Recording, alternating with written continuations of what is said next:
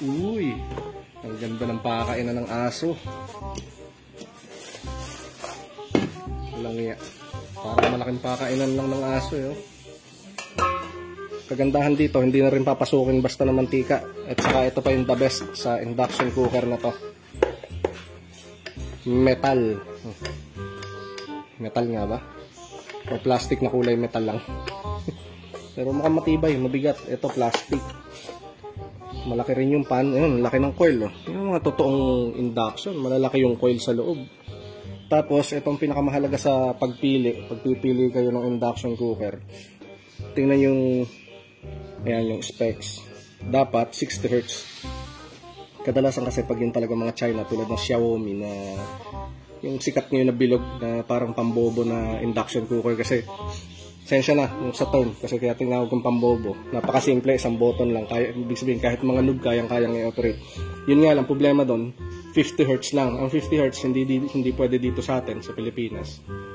Kasi 60 Hz tayo. Kadalasan ng mga 50 Hz na yan, yun yung mga hindi tumatagal sa country na 60 Hz yung frequency ng kuryente. Ito katulad to. Kaya titignan nyo, sa specs lagi, kung gusto nyo tumagal yung induction cooker nyo. Yan. Specs 220 o 230 volts, 50 to 60 Hz yung nakalagay. Meron kasi iba, 50 Hz lang. Pag 50 Hz, mabilis mag-init. At saka madaling pumutok yung IC. Kung motor naman, yung motorized naman na mga appliances, hindi tatagal ang motor, maingay ang motor, saka palagi siyang high speed pag naka 60 Hz, tapos 50 Hz lang yung kanyang specification.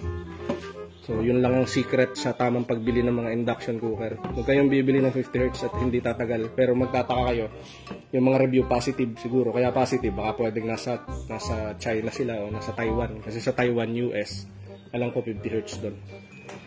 So, yun, gagamitin na natin. Next. Okay, baliktaran time. Kailangan muna natin.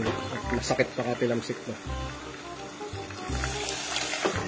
Tingnan mo, isang angat ko lang yan. Tilamsikan yan dito sa glass. Oh my. Ayan.